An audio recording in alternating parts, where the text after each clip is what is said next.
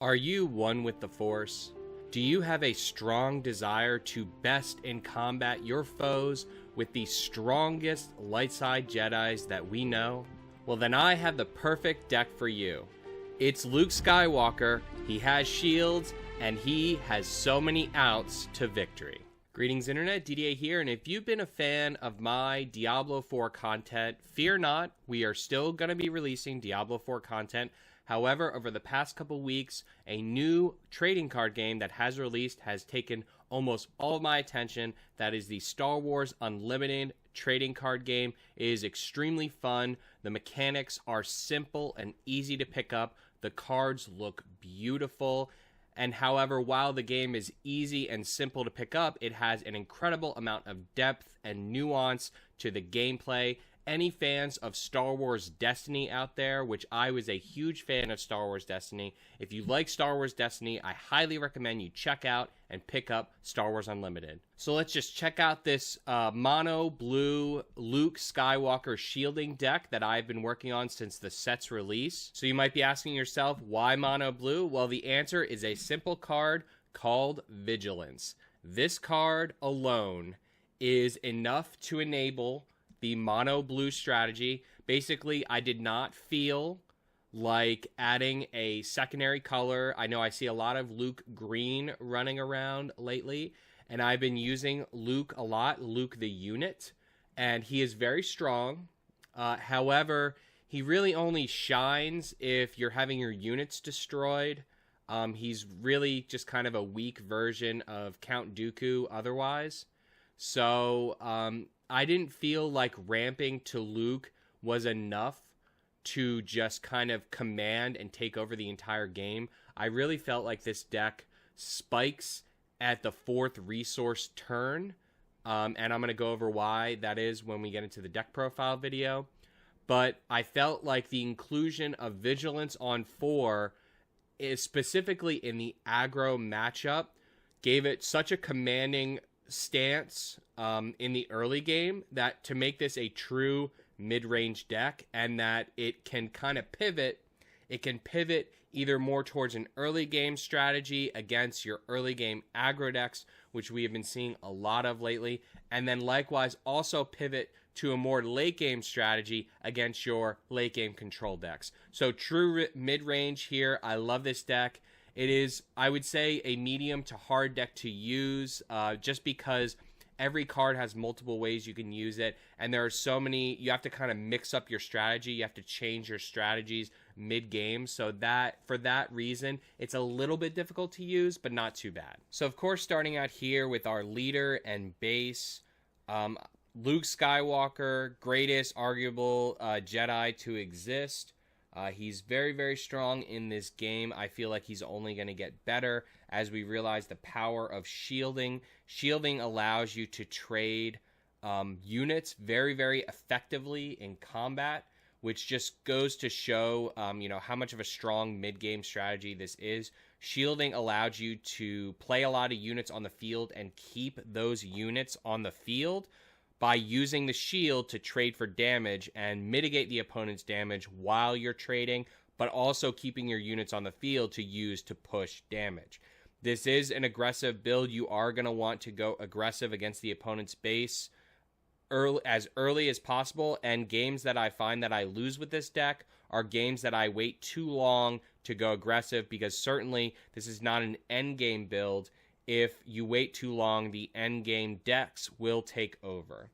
So we chose to use the 30 HP base over the shielding 25 HP base for several reasons. The first reason being this deck is already really, really good at putting shields on your units, so I didn't feel like losing the 5 HP was worth it. Also, there are many, many cards in the game that can counter shields, especially with all the red decks that we're seeing in the meta. They have a lot of Saboteur, they have a lot of pinging effects, 1 damage pings that will just take off your shield. So I felt like against the early aggression, it was better to have the 5 HP, and the extra shield wasn't adding too much to the deck. So we're going to break this deck video up into 3 sections. We're going to break it up into units, events, and then upgrades. So those are the 3 main card types that are going to be in your deck. So starting out here with the units, in the air we have the 3 Alliance X-Wings. Certainly this is because there isn't much in the game right now. We've only had 1 set. This is a very basic unit, but we absolutely need it paired with the Restored Arc. So basically Restored Arc is this plus. You get the 2/3 for 2, and then you get the Restore 1 versus just having a blank effect. They are both Rebel units, which is great. This deck is very light in the air, so it's really great to have these 6 early game airdrop units to answer those red 3s in the air, to answer those early A-Wings. And I've actually won several games. Don't sleep on the power of Restored Arc and early Restored Arc. I've won several games where I have played the Restored Arc out and just had it hit the opponent's base all game for that 3 or 5 damage value swing all game. Being that this deck is so strong in the ground, sometimes they just don't answer your air units. So it's great to just throw out an early Restored Arc and run the game with it. Next up here, we have our early game Rebel drops. We run 2 Rebel Pathfinders and 3 R2-D2s. R2-D2 is incredibly strong in this deck. I did not realize how strong he was until I started playing him. Just very, very much value. The Scry ability that you get on play and on attack. Although, you know, for my non-Magic players out there, you know, who don't know what Scry is, well, you know, you look at the top, you decide whether or not you want to keep it on the top or put it to the bottom of your deck. It's extremely strong. And the fact that he's a 1/4 works really good with shields. Turn 1, he's the only unit in the deck that you can shield with Luke. Turn 1, very, very strong. You know, you drop him down turn 1, give him a shield, and then turn 2, you can either X-Wing leader him or you can Fleet Lieutenant him into a unit, trade your shield for a trade, and then you're getting scries, you're scalping your deck. I can't overstate the power of R2. Very, very strong. And then the Rebel Pathfinders in here for a good early game Rebel drop. He does have Saboteur, so it will help out in like a mirror match. It's not crazy strong because, of course, he's a weaker unit, but it can help out in, say, a mirror match. But mainly he's in here to just have a good early game Rebel drop. So in the last 2 units that we have that you can play turn 1, 2 cost, is we play 2 Guardian of the Wheels, the Wheelies, 2 Guardian. I'm sorry if I mispronounce any of these Star Wars names. I'm like a movie buff. I've seen all the Star Wars movies, not the non-animated ones. I'm sorry. So I haven't seen many of the animated series or animated movies. So I apologize if I don't know all the characters. But yes, this is a really good unit to drop turn 1, mainly because, as we'll go over later, in the aggro matchup, it is incredibly important you get your Jedi lightsaber online as fast as possible, and this is the only force unit that, I think, the only force unit in the game that you can drop turn 1, and you can get your Jedi lightsaber online turn 2. So going into the aggro matchup, it is incredibly important that you do that. The early Jedi lightsaber is very, very strong. Likewise, he combos early game with the Forces with me. So I know this is not a Rebel unit, and he's not a great unit overall at 2/2. However, just getting that early online Jedi lightsaber is imperative, and that's why he's in the deck. So starting out with our 3-drop units, this Fleet Lieutenant, I mean, it's probably like one of the best 3-drops in the game. It swings games, it wins games, it swings units, it allows you to trade up. It's action economy. It's just, I think pretty much every deck is running this in Hero. It's just amazing, and there's not much more I need to say about it. It's just amazing. You got to run 3 when you're running Rebels. So next up here we have Yoda. Yoda is incredibly powerful. Like when you read Yoda, he seems good.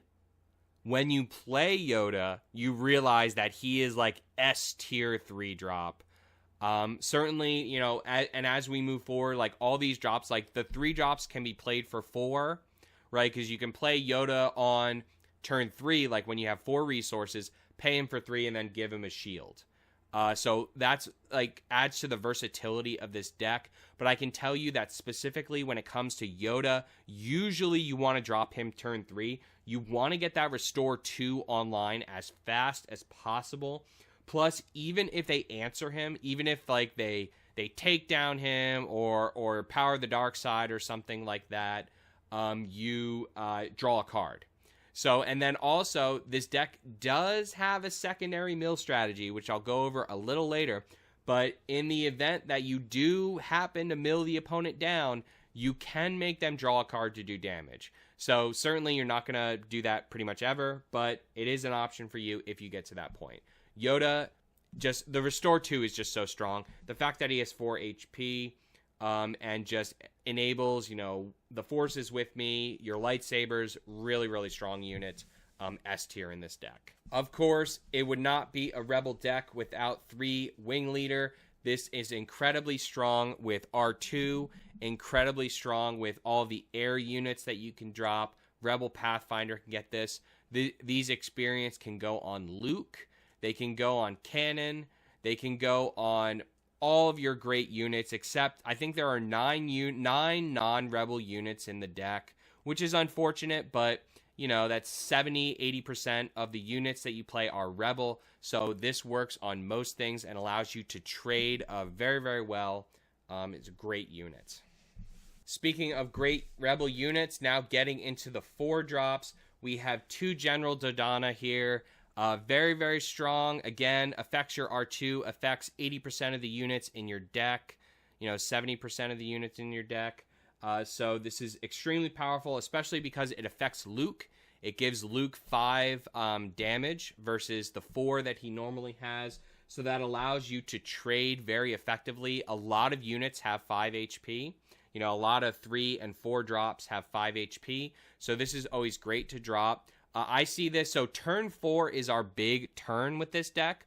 When you hit turn 3, 4 resources. Turn 3, 4 resources is like a power spike of this deck, being that this deck is mid-range, and this is an example of that. Basically, you want your turn 3 on 4 resource to drop a big bomb. This is one of them that we can drop that's going to make all our early game units incredibly powerful, incredibly potent. You're going to be a monster in the air with this guy on the field. You're going to be monster on the ground with R2, with that early shield that you gave him, doing trades and getting, you know, value off the top of your deck. Very, very strong unit. He's perfect at 2 because you don't want to draw him too early or too often, being that not only is he unique, but also because you want to develop a board prior to playing him. And of course, this would not be a blue Jedi deck without 3 of the power card Cannon Jarrus. Very, very strong here. This shows how we do have a secondary mill strategy. He can mill. We don't play too many Spectres in this deck, but him alone and, you know, adding on Vigilance, it does enable a slow burn mill that you can use to pressure the opponent. But even if you're not considering him as a mill card, which you really shouldn't, what he is he's a force beat stick. He has above average stats. He's a 4/5 for 4, so he is above average, you know, because you would expect a 4 to be 4/4, right? So that's like standard average 4 for 4/4, but he's above average stats. He has basically, I see his on attack trigger as Restore 2, because chances are you're going to get Restore 2 on it. Most of the cards are in people's decks have 2 aspects. Sometimes you'll get 1, but most of the time you'll get 2. So basically, he is an above average 4-drop beat stick with 2 Restore. Very, very strong. And then likewise, you know, you'll see we're about to skip. We don't play any 5-drop units in this deck. And the reason is twofold. One, because the 5-drop units in blue are not great. They're not. I've tested them. I've toiled over them. They're not great. So the 4s are way better. So that's the first reason that there just aren't great options for us. The second reason is both General Dodonna and Cannon can be played as 5-drops. So technically we do have 5-drops in here. This guy's a 5-drop with shielded with Luke Skywalker. So we don't need 5-drops. We can still play on curve by dropping him turn 4 on 5 resource with a shield. So like I said, we don't have any 5-drops, but starting out here with our 6 drops, we have 2 Obi-Wan Kenobi, very, very strong. The only thing I don't like about this guy is he has a blank text box if he's your only unit that you drop. If you happen to be facing a control deck that has been answering your units all game, he gets way less powerful. But however, when you do have a field, which is pretty easy to do in this deck, we play a lot of turn 1 2-drops. So it is very easy to get value off of this guy, get that card draw. It's a late game Sentinel that you drop. Plus, he is a force that combos with all your lightsabers. The force is with me. Very, very strong unit. I love dropping him turn 6. And then, being that we are mono blue, we get access to Bendu. Bendu, very, very strong. This guy, I actually do like him better than Obi-Wan for a few reasons. One, because he enables us to... He gives us a form of ramp. Blue Luke... green Lukes out there have ramp. Any green deck has ramp. They have a lot of ramp. We literally just have to play on curve all game. But except when we drop Bendu, which is good. It allows us to double up on cards, play 2 events or an event and a unit late game. So very, very strong there, reducing the cost. Plus, he has 1 more HP than Obi-Wan, which actually matters a lot. Late game, it is pretty easy for someone to do 6 damage in a single swing. So this extra HP ends up mattering a ton on that Sentinel. So I really, really like Bendu. He's been great in testing. So rounding out the 6 drops, we just have a single The Ghost in here. We are very light in the air. As you can see, we only have 10 air units. I didn't want to play 2 of this. Well, I did have this at 2 for a while, but I ended up dropping 1 for a redemption. So, because I found like I literally never played the Ghost. On 6, you're dropping Obi-Wan or Bendu.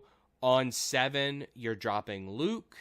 And then, by turn 7, resource 8, usually the game is over. So, I just haven't, I don't think I've actually played the Ghost.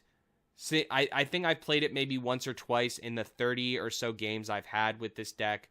But it is in here. It is a solid air unit. It can threaten in the air. It comes out with shielded. That's a really good thing about it. So like, let's say you're at your wit's end. It's super late game. You just need that last 4 or 5 damage push through to win the game. But you literally have everything on your field being cleared by your opponent, a control deck, and you just have every unit that you ever play cleared. Well, this is a sticky unit with shielded that you can drop down that can possibly get that little bit of last damage in. And if you've been playing in ground all game, they might not suspect you to drop an air unit super late game. So that is one thing that it's good for. It also combos with Cannon incredibly by giving him shields and then giving him extra mill, allowing him to restore 2 to 4 instead of the 1 to 2.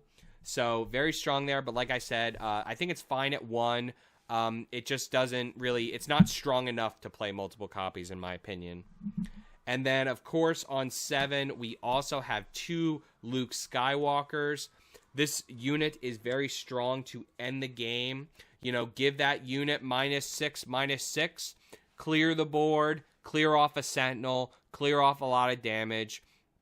Potentially swing for a 9 damage swing with that restored 3. 6 damage, restore 3 on your base. Very, very strong. Love him. Great card. And then closing out here, we have a single copy of Redemption. This is a recent ad. For a while, I had this in the sideboard, and I was not playing the main deck because I did not feel like I was going to be able to last so long to play. Like, I didn't feel like the game was going to last this long to actually play this unit. But I'm finding, even against aggro decks, I have enough healing to get to turn 7. I do. I have enough healing and shielding and control. So I did actually add 1 into the main deck versus having 2 in the side. So I have not yet to test this out, but I think it's going to work out great. And that's it for the units. So now going into the events. Starting out here with our 3-drop events, we have 2 make-in openings. For a while, I played this at 3.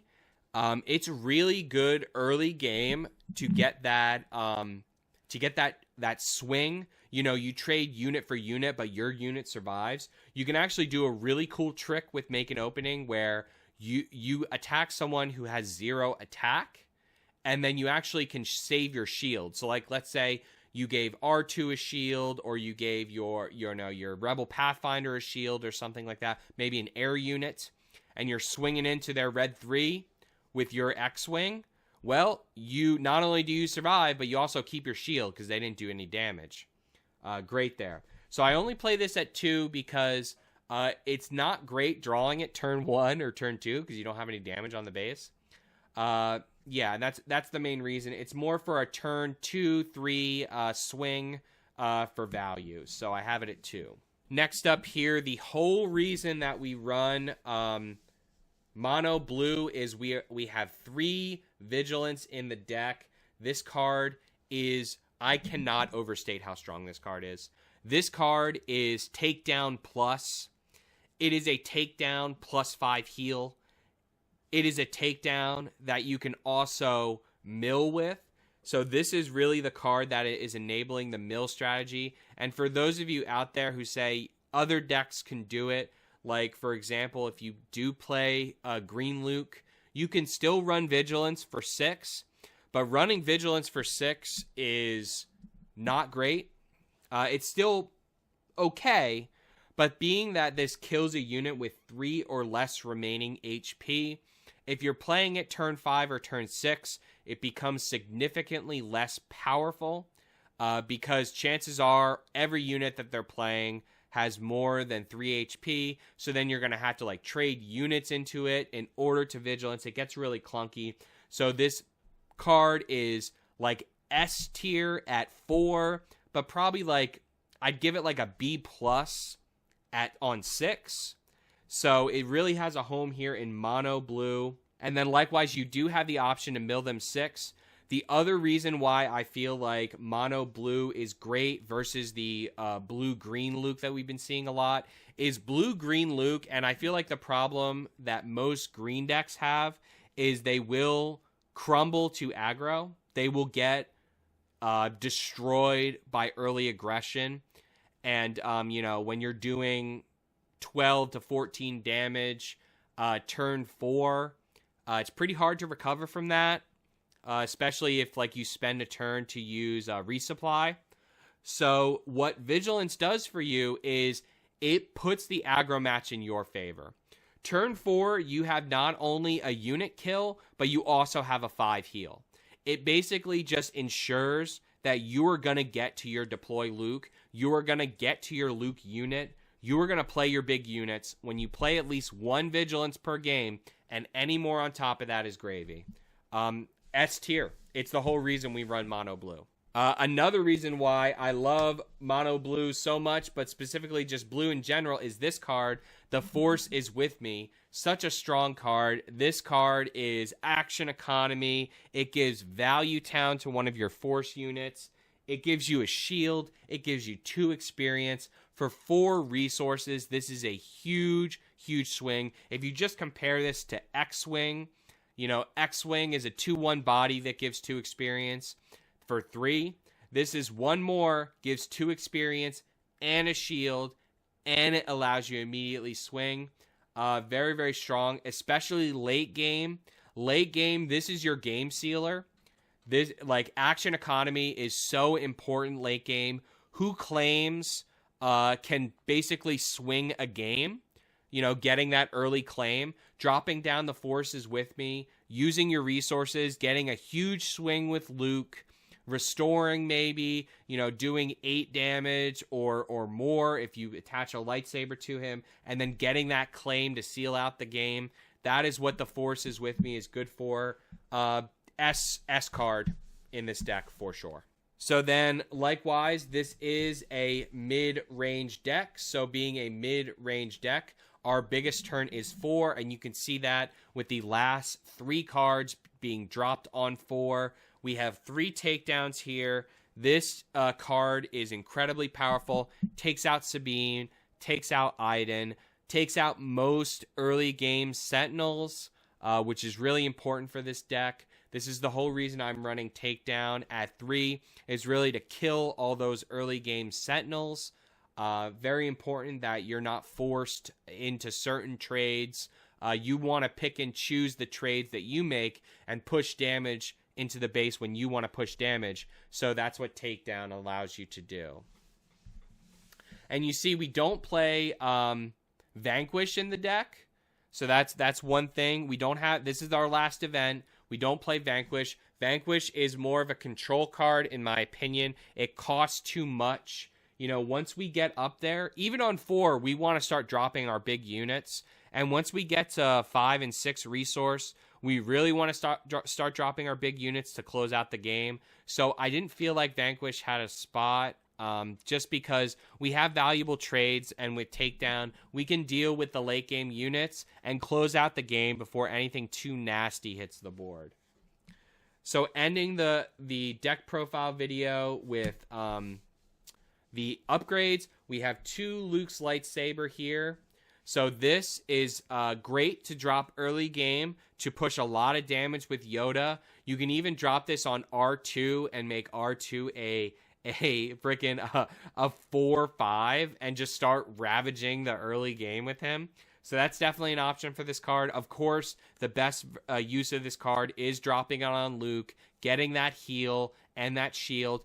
And also, don't forget that if you have 2 of these in your hand, you can and you have 1 already equipped, you can actually play the other one just to get the healing and the shield on Luke. Even though you already have 1 in play and it's unique, you'll just have to defeat 1, but you'll still get the when played effect. So really important there. Really great card in Luke. It's like a late game equipment, right? And then our early game equipment that is just so strong for field control, so strong in the early stages of the game, is Jedi Lightsaber. I talked about this earlier. Of course, one thing you got to watch out for whenever you're playing equipment cards is you have to look out for the power of the dark side. That is your number 1 bane with playing equipment cards, especially early game. If you only have 1 unit in play, you are very susceptible to an early power of the dark side, killing that unit and defeating the upgrade simultaneously. So I'd be very wary of that.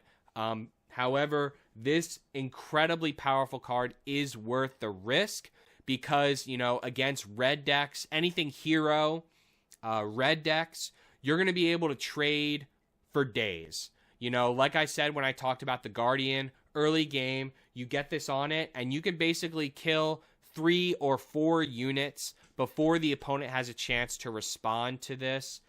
Very, very strong. And also late game, it could just be an extra 3 damage that you add on top of your Luke Skywalker. Very strong there.